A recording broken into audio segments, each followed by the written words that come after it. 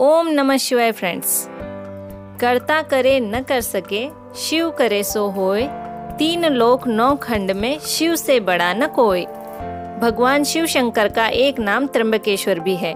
त्र्यंबकेश्वर का अर्थ है शिव का वो ज्योतिर्लिंग जिसमें महादेव अपने तीनों नेत्रों की ज्योति सहित विराजमान है।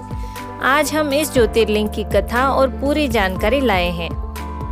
हेलो फ्रेंड्स, मैं पूजा धनेरवार टूरिस्ट फेवरेट चैनल में आप सबका स्वागत करती हूँ। महाराष्ट्र के नासिक शहर से करीब 30 किलोमीटर की दूरी पर गोदावरी नदी के किनारे स्थित त्र्यंबकेश्वर मंदिर हिंदुओं के 12 ज्योतिर्लिंग में से 10वें नंबर पर आता है। यह मंदिर अपनी भव्यता और आकर्षण की वजह से पूरे भारत में प्रसिद्ध है।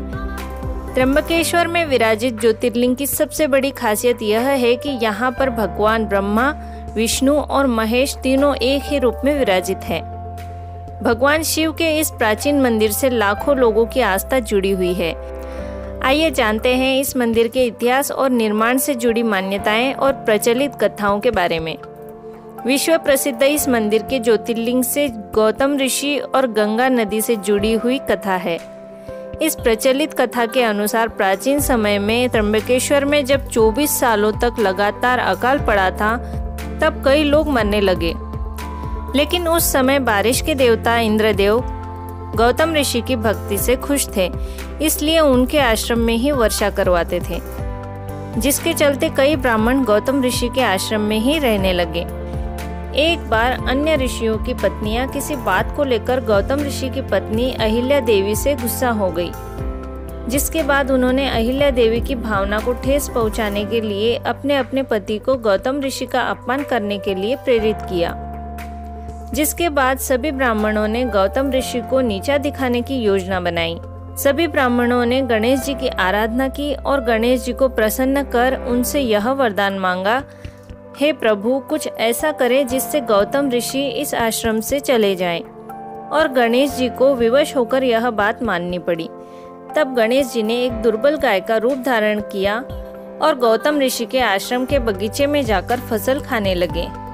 तब गौतम ऋषि ने उस गाय को बगीचे में से बाहर करने की कोशिश की तो वह गाय वहीं मर गई।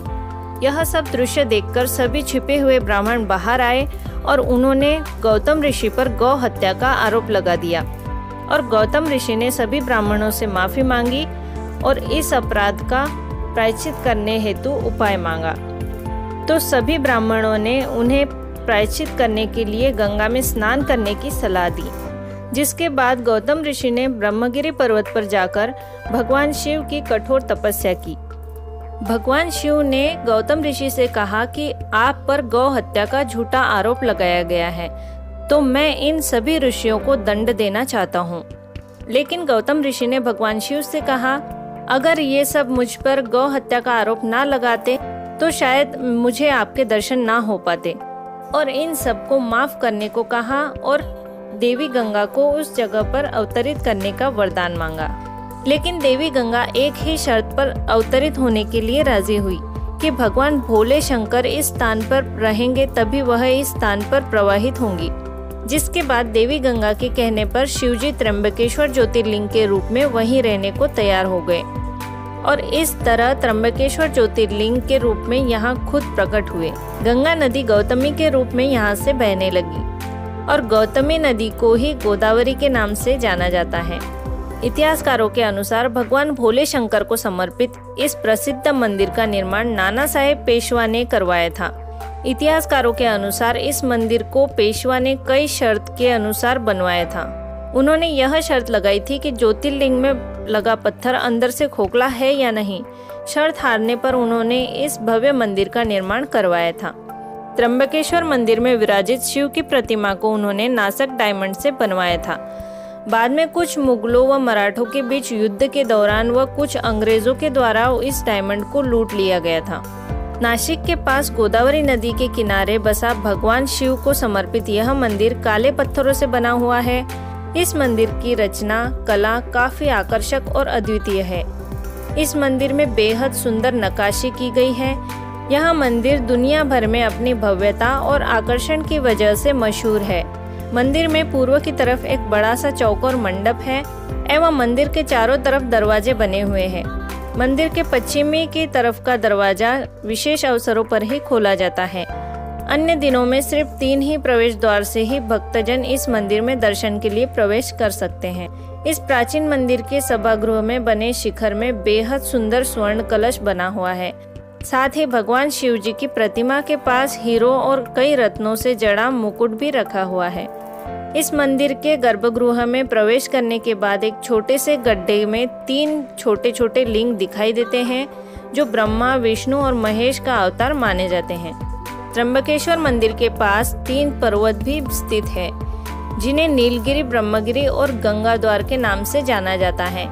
ब्रह्मगिरी को शिव का स्वरूप माना जाता है। इस मंदिर में गंगा द्वार पर देवी गंगा का मंदिर बना हुआ है। नीलगिरी पर्वत पर नीलांबिका देवी और दत्तात्रेय गुरु का मंदिर है। त्र्यंबकेश्वर मंदिर में स्थापित शिव जी के मूर्ति के चरणों में से बूंद बूंद करके जल टपकता रहता है जो कि मंदिर के पास में बने एक कुंड में एकत्रित होता है।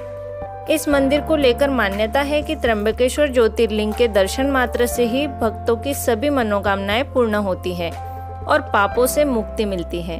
इस मंदिर में कई लोग काल सर्प दोष की शांति के लिए, कुछ बीमारी से मुक्त होकर स्वस्थ जीवन के लिए महामृत्युंजय पूजा आदि करवाते हैं। इसके अलावा यहाँ गाय को हरा चारा खिलाने का विशेष महत्व है। नासिक शहर से 18 किलोमीटर की दूरी पर ब्रह्मगिरी पर्वत है। यह सह्याद्री घाटी का ही एक भाग है। त्र्यंबकेश्वर शहर पर्वत के निचले भाग में बसा हुआ है। यह समुद्री सतह से 3000 फीट की ऊंचाई पर बना हुआ है। मंदिर सुबह 5 बजे से लेकर शाम 9 बजे तक खुला रहता है। विशेष पूजा व अभिषेक का समय सवेरे 6 से 12 बजे तक रहता है। त्र्यंबकेश्वर पहुंचने के लिए नजदीकी शहर नासिक है, जहां पर हवाई सेवा, रेल सेवा व सड़क मार्ग से सहज पहुंचा जा सकता है। वह नासिक शहर से त्र्यंबकेश्वर के लिए बस सेवा, टैक्सी सेवा द्वारा पहुंचा जा सकता है।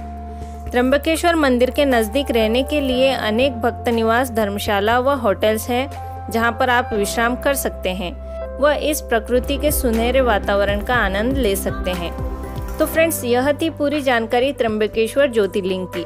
अगर आपको ये वीडियो अच्छा लगा तो हमें कमेंट में ज़रूर बताएं और ऐसी ही नई नई जानकारी के लिए हमारे चैनल को सब्सक्राइब ज़रूर कर लें। मिलते हैं फ्रेंड्स अगले वीडियो में। ओम नमः शिवाय।